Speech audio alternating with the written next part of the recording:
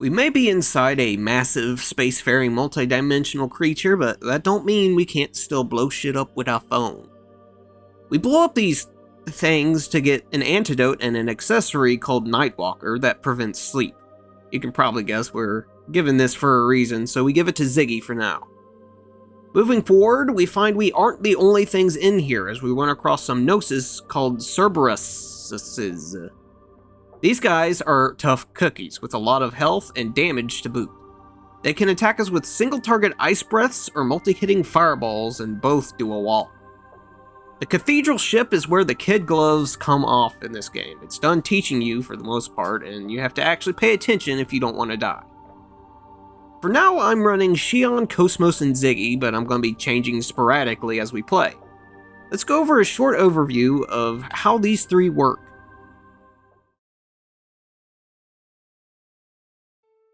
Something to keep in mind is because you can use tech points to raise a character's stats, stats don't matter all that much to a character other than agility. That said, every character has at least one stat they're meant to be the best in, so I'll put those up.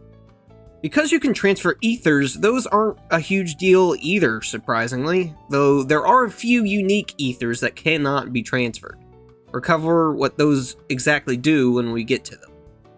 This means the most defining attribute of characters are their tech attacks, and the damage types and area of effects that they have.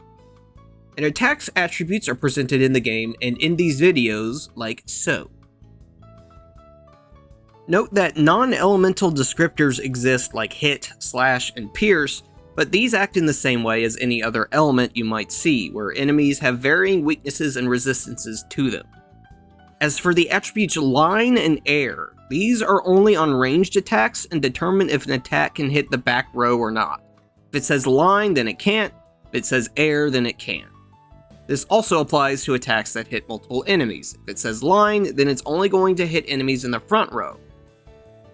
For this segment here, I'll be going over the attacks we've unlocked so far and go over the rest as we get them. Shion by default is one of our primary healers, but in general she's actually our most versatile character. Though she favors ether attacks, she gains an incredible variety of damage types and eventually has access to a lot of powerful attacks that hit every enemy on the screen. In the end, she is the main character, so she's built to be useful on any team. Add this to the fact that she can pilot in eggs and gets by far the most overpowered unique ether spell in the game, by way of a side quest, and you can't go wrong with Shion.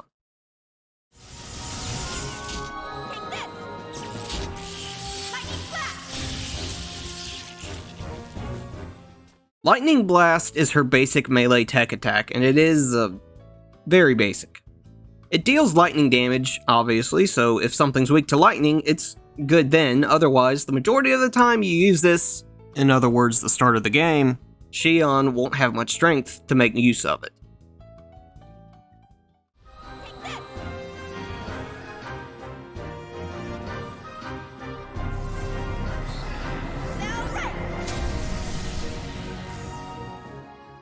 Spell Ray you'll use a lot though, as it's her basic ranged ether attack. It seems to crit a lot and is what we've mostly been using on Shion when she gets to attack.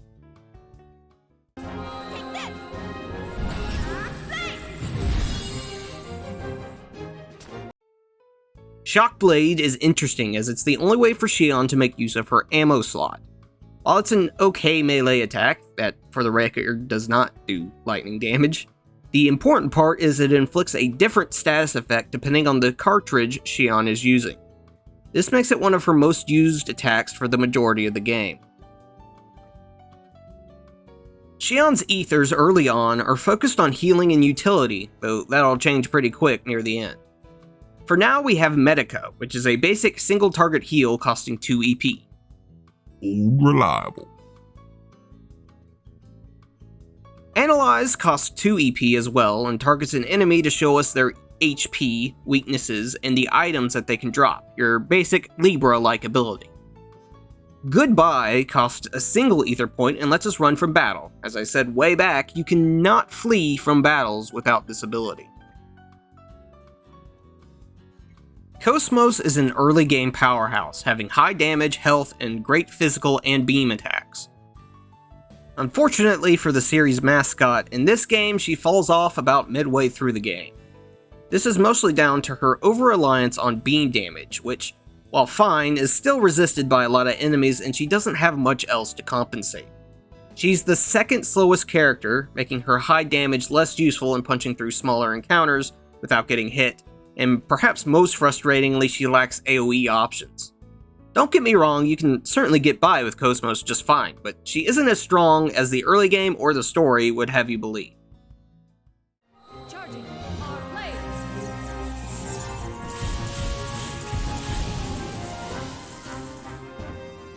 Our blade is her basic physical attack, and while it's outclassed later by other attacks, it's very strong for the early game. Charging. Our cannon.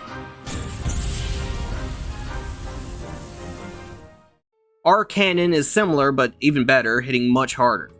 Our cannon is kind of the baseline for KOS-MOS' more powerful attack since it's just a hard-hitting beam attack. Charging.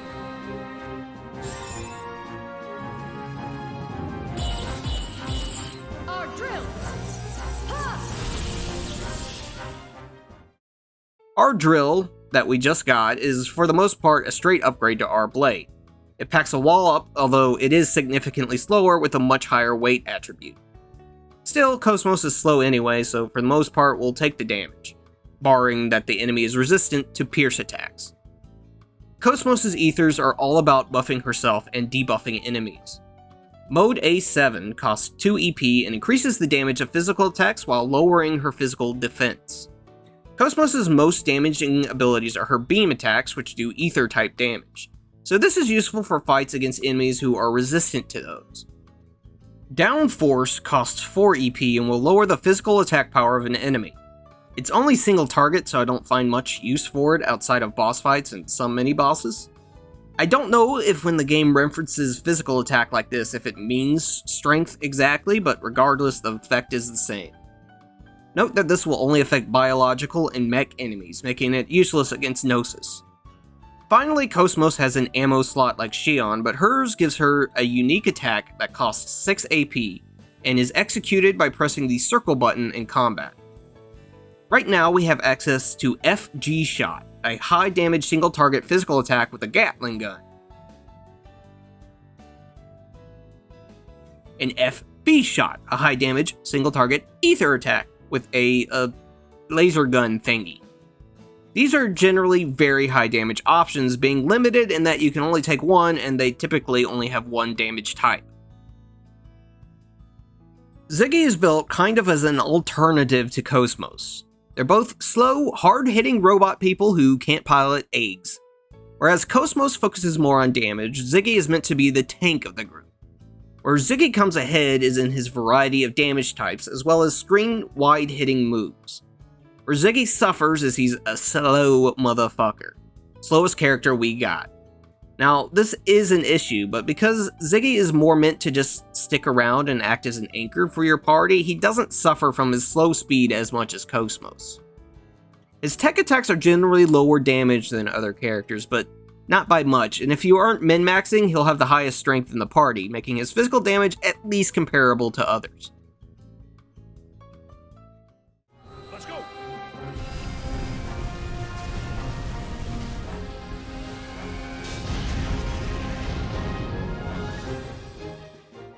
Cyber Kick is his starting physical attack, and it's pretty good. It has fire damage, so it can put the hurtin' on some enemies throughout the whole game. Let's go.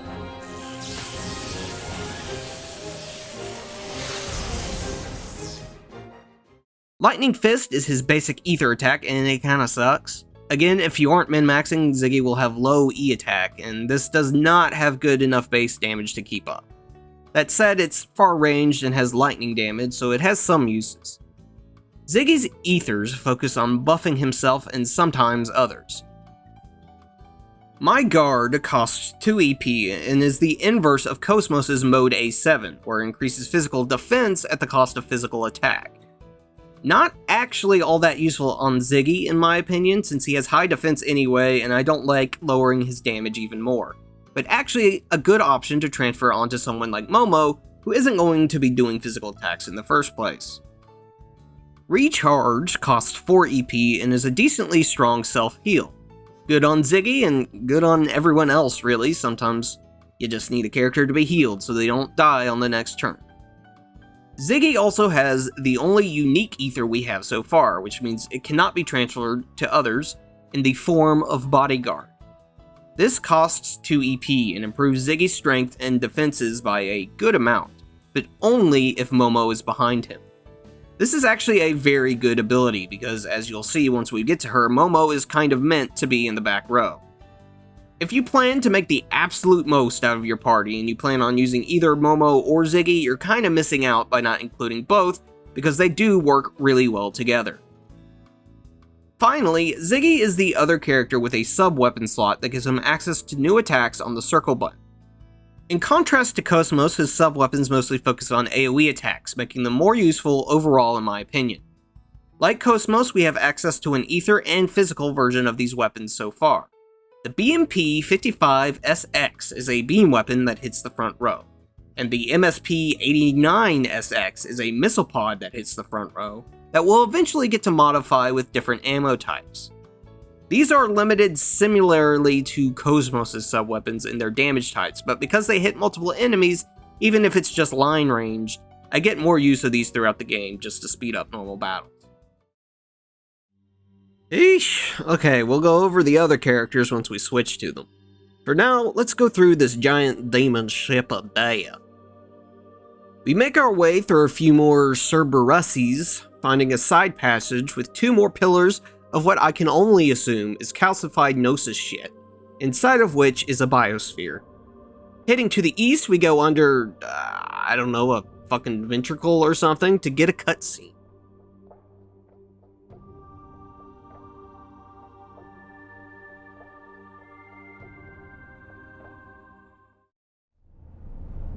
So this is a cathedral ship. It does feel like we're inside a ship, but it certainly doesn't look like anything that belongs to the Federation. Could it be an alien ship? I wonder. Look, over there. What is it? A sign or something? Hey, it's written in English. But this is odd. It doesn't look like it's stuck on the wall. Doesn't it look more like a part of the wall itself? Are you saying this sign is part of the Gnosis? How could that be? Take a look around. That's not the only one. There's a lot of other stuff here too. Are we really inside a Gnosis? Hurry! He'll be gone soon! Huh? What, did you find something? Huh? No, it's nothing. That girl again. What does she have to do with this place?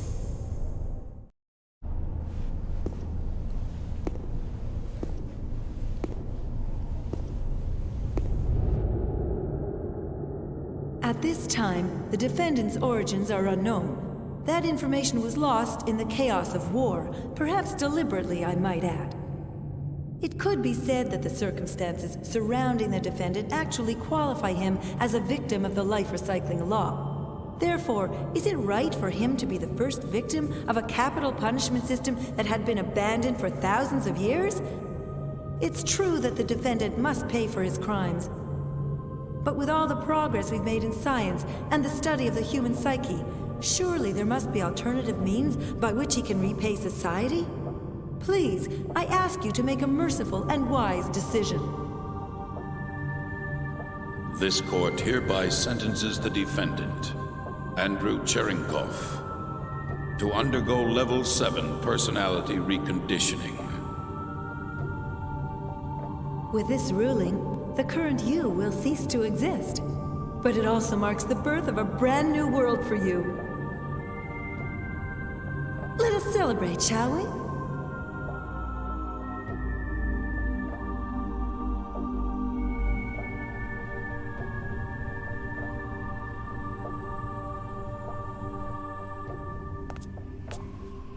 What is the meaning of this? Why can't we have a child of our own? Oh, stop it. What could you want to leave behind? Don't tell me you want that abnormal DNA of yours to live on. Nanotechnology is hardly perfect, you know. It still can't correct mutations in genomes. Are you saying this is my fault? You're pathetic. A bit of nucleic acid desperately clinging to life. You haven't changed one bit since then. But of course, that's what makes you, you. But then, why did you marry me? For this. Do you know how hard I worked for this permit?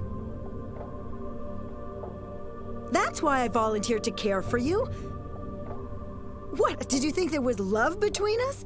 Please, don't kid yourself. I can get all the love I need with this.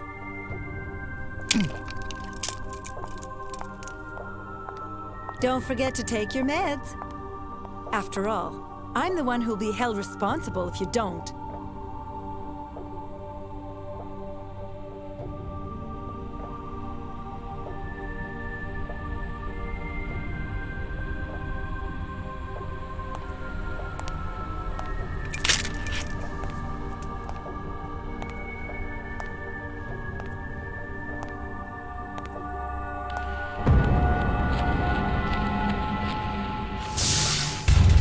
In accordance with Federation law, the defendant will now undergo Level 8 personality reconditioning.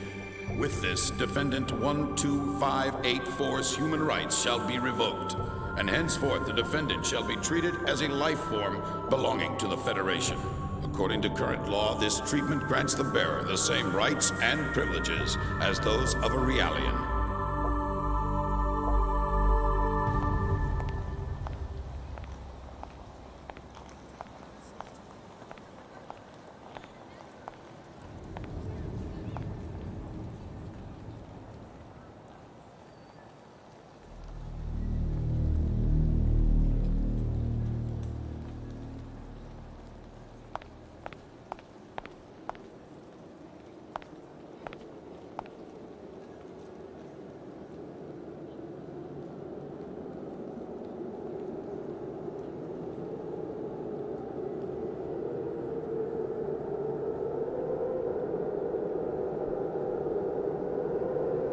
Garbage.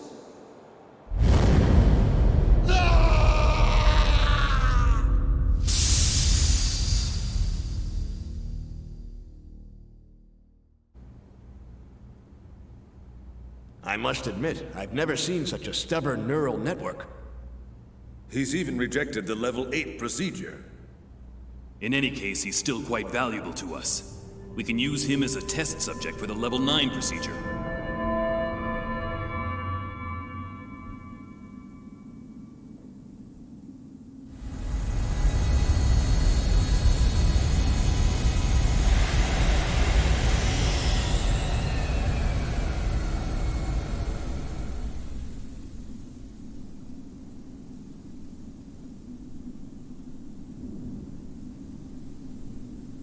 So you're the man who murdered every worker in this facility and annihilated 3 squads of Federation Special Forces. I was looking forward to meeting you.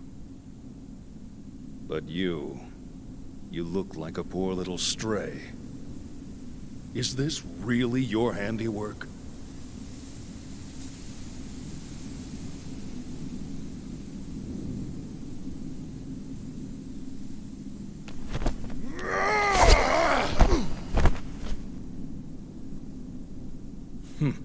A life recycling variant. No wonder the Federation police couldn't handle you. I'll commend you for that. However...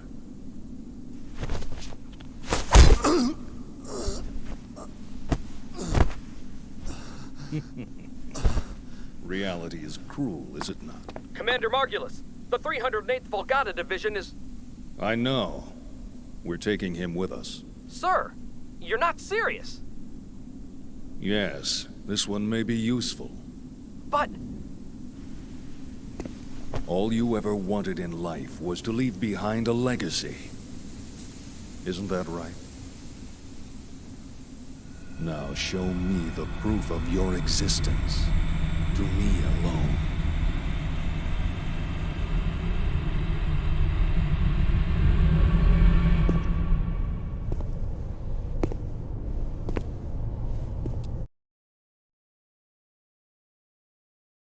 So, a lot there, but the thing to latch onto right now is the mention of the Life Recycling Act. This was a suspiciously passed piece of legislation that the Federation used to essentially treat cyborgs as property rather than people. This was first mentioned in relation to Ziggy, who was unwillingly revived after his death and treated as property. This act was eventually repealed because it was expanded to encompass cloning and genetic manipulation, basically creating humans with the sole purpose of being servants of some kind, mostly weapons. This appears to be the reason for some of the fucked up shit Cherenkov is going through at the moment.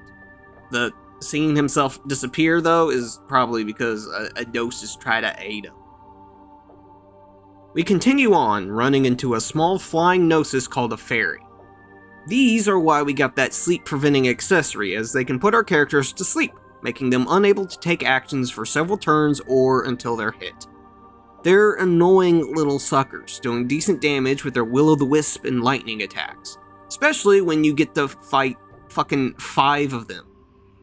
Anyway, we make our way up to a sign with 4 fish asking just one simple question. Why? We blow up this one fish, the only one with an eyeball, so that it can no longer tell the world what we've done here. Through it, we find a chest containing a fire coat. We go east to a new screen where we run across a building. We go up a ladder that leads to a bridge, that leads to a fight, that leads to some plants that we can blow up for a revive, a cure-all, and a revived DX in a chest. Back down, we head south where we can find these 2 boxes that don't have anything in them. These are actually here to block that elevator up there from going down. I just accidentally did it out of order, and it saves time, so we head north. Up here, we find that elevator and write it down so it'll act as a bridge between these 2 areas and get into another fight with 5 goddamn fairies. More buildings lie ahead, and on the mid-level here, we might not see anything, but if we go into the character menu and set MOMO as our leader, suddenly there's an item here. MOMO exclaims that it's a suit of battle armor for a 100 series LYIN, which is fucking convenient, and we get 2 new abilities for her, the Tech Attack Magic Caster and the Ether Star Wind. These are fucking weird, and we swapped in Chaos as well, so I suppose we can go over these 2 now. MOMO by default is our support character. She's a vulnerable but speedy character with a lot of healing, buffs, and debuffs. The characters don't really stay that way in Xenosaga, and even little MOMO can scrap if you want her to. Early on, this is hard to do, however, as her health is very low, to the point that unless you spend every tech point possible on raising it, it's pretty much always going to be low in comparison to the rest of the cast. She makes up for that with her agility, however, being the fastest character we got. This further makes her a useful healer since you can save people before the enemies get to move. Her damage types are very limited, but also pretty generic, the main differences being whether they do physical or ether damage. We'll go over the ether we just got, Starwind, because it's pretty different from others. This is unique to Momo, and many of her abilities, like the Tech Attack we just got, can't be used unless this is used first. This transforms Momo into a magical girl.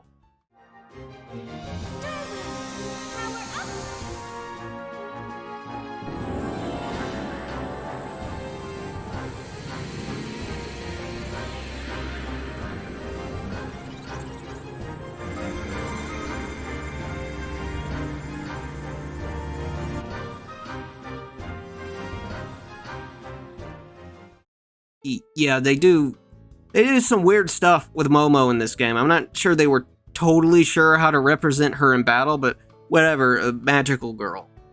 The attack assist gives her access to are more offensive in nature, and they can be fun to use, but the limited duration of Starwind can make them not very consistent.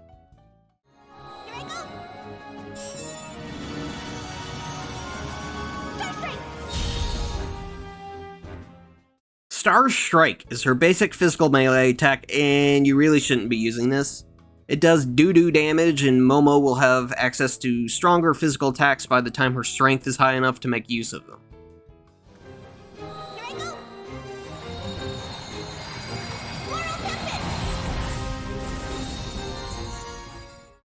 Floral Tempest is kind of unique in that it's a close-range basic ether attack. Much like Star Strike, we don't get much use out of this. During the early game, it's hard to play Momo in the front row where she can use either of these starting tech attacks. Here I go! Magic capture!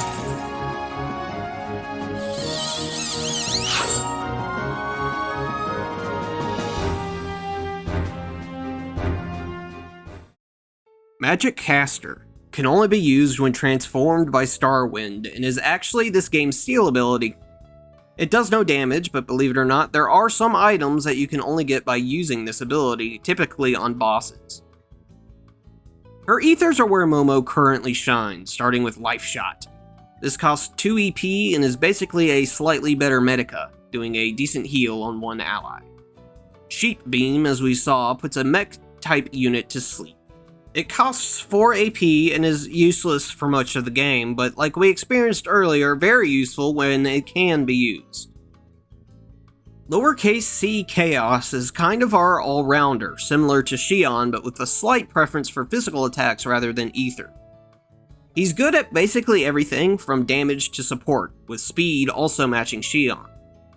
Probably the only thing that puts Shion over Chaos is her busted unique ethers, but we don't know about those yet, so shh.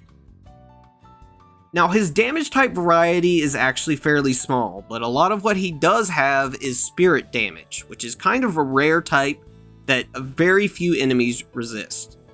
If something has a spirit attribute, it's probably going to at least be neutral in damage, which is definitely a boon in this game.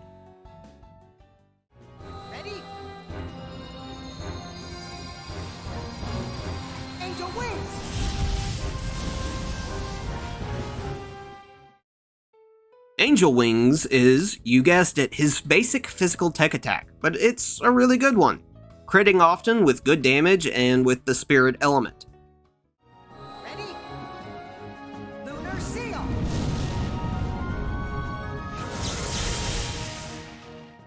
Lunar Seal isn't as good as Angel Wings, but no slouch. Still spirit damage, just a little less while being ether and ranged. Healing Dew costs 6 EP and is a small heal, with the benefit of healing your whole party. Because damage in Xenosaga tends to be pretty high, this probably won't save a character like single target heals, but for making your way through dungeons with a lot of fights, it can save you a lot of time in healing items. Protective Wear has a very confusing tooltip where it just says it provides an ally ether effect down, but what that means is both damage and healing a character takes from ethers and ether attacks is lowered. Very specific uses on this one. Most of the time I don't bother with it, but if your party lacks healing, I suppose it could be useful. Back to the video game, we blow the holy hell out of this bridge to make it also still a bridge, but lower. We head down there to find an enemy that looks like a golem, but is actually a mini-boss named Svarozik. Now, I came in here with a party of Momo, Chaos, and Ziggy because I hadn't used Chaos and I wanted to show off Momo's new stuff. This is probably the worst team you could come into this fight with. Svarozik, you see, is named after the Slavic god of fire, so he deals a lot of fire damage while absorbing it as well. So Ziggy's main source of damage, Cyber Kick, is a no-go. It's also incredibly resistant to ether damage as well, however, so Ziggy has basically no way to hurt this thing, and Momo has to rely on her subpar physical attacks. Chaos does alright, but I don't like his shorts. Can I say that? I've never liked his little booty shorts. He ain't got the ass for booty shorts. Anyway, so this fight goes absolutely horrible for me, but it's kind of a good indication of how a lot of the encounters are going to go as the game progresses. Preparation is key. You can't swap out characters, tech attacks, or accessories in battle, so going in blind might require some trial and error. There was a lot of error here, so let's just move on quickly. The basics are the boss does a lot of hard-hitting fire attacks, so bring that fire coat, and bring KOS-MOS because she'll do the most damage. After our victory, we open a chest containing the tuned circuit, an eggs accessory. Heading back up, we loop around the building, finding this ramp blocked by some rubble that we clear. Heading up, we shoot some shit pillars for an Ether Pack S and a Medkit S. Up here, we also run into some ogres. These big boys have a lot of health, and take a page out of Shin Megami Tensei and use Power Charge, significantly increasing their physical damage. You don't have to fear it that much though, since they have to use a turn to Power Charge. You can usually focus them down before they can do anything else. We continue over a bridge to a new area and some more ogres until we eventually find a save and shop area. We hid inside this big old building so we can blow up the stuff inside and get a frame repair and 2 skill upgrades, and oh lord, it's another mini-boss. Perun is also named after a Slavic god, this one being the one of the sky and lightning, so it's lightning shit. He does lightning shit. This makes our team here much better suited, so we don't have nearly as much trouble. He's still highly resistant to ether, though, so Momo's mostly on healing duty.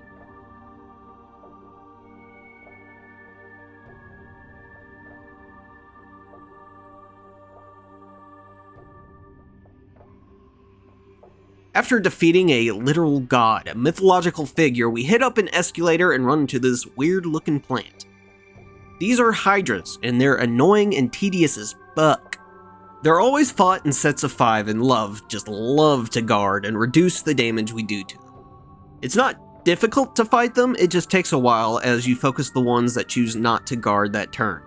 They can do Gravity Bomb, which does a decent amount of damage to our whole team, and that can put us into a tough spot. But for the most part, they'll just sit there and be stupid fucking plants.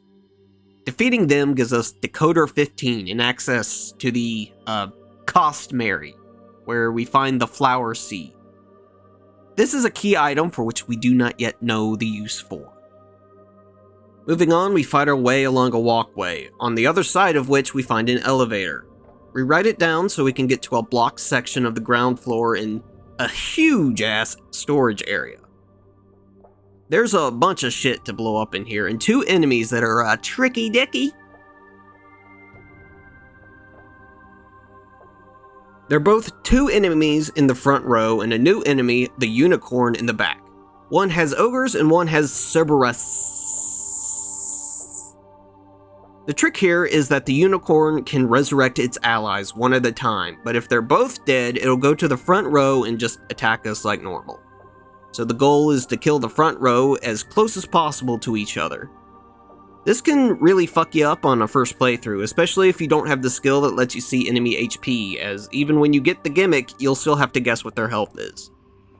The fight with the ogres is definitely harder because you're gonna get hit by them after they use Power Charge this time, and after taking care of the unicorns, we get a bunch of stuff from all these boxes. I'm not going to show them all this time, but in total, we get a Medkit DX, 8 skill upgrades, 2 tech upgrades, 3 ether upgrades, a cure-all, a biosphere, and 600 G. Oh, and in the back, we find segment address 13. We head back up and back outside. We find an area blocked off by some rocks, inside of which we find a cure-all and 500 monies. But for now, we head west. Here we find a chest containing a Rejuvenator, a healing item that fully heals a character's HP and EP. To the south we find a fork in the road. Going to the west we find mini-boss number 3. This here is Strebog, and he's named after the Slavic god of the wind. There's no wind attribute though, so he's been given the ice element. Ice is very rare and we won't have an attack that uses it for a while, so this is mostly just a very tanky golem. Like the other 2, ether is mostly a no-go, just hit it real hard. Behind Strebog, there's a chest that contains Decoder 9. To the east, we blow up a box, and then we blow up a ferry, but inside of the box, you see, was a clock shield. This is an accessory that prevents the slow effect. Further ahead, there's another box that has a revive. This path loops back around, so we head to the blocked passage and head north. It looks like we've arrived at the center. What is that? building? Or maybe some sort of device?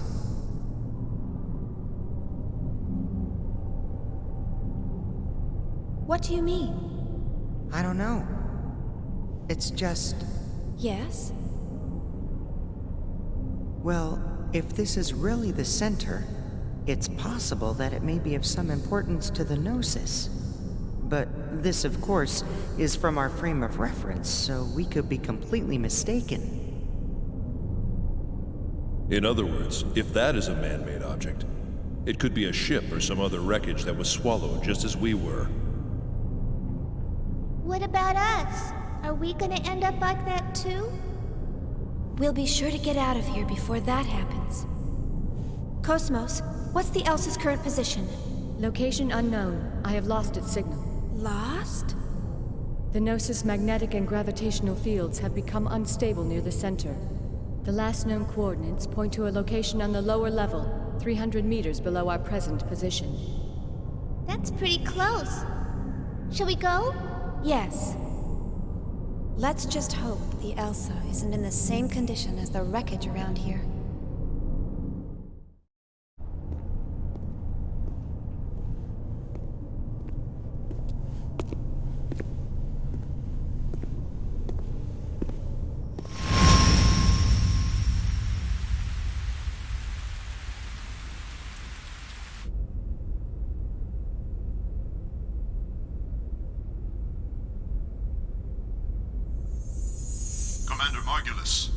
Preparations for the Zohar Link experiment are complete. We'll begin Phase 1 in 60 minutes. Good. Commander, why was I assigned to this mission? I wanted to test your loyalty to the organization. Nothing more. The citizens will be affected, whether you succeed or not. Do you regret your decision? No. They're of no consequence to me, nor to our organization, or anyone else. Well said, Cherenkov.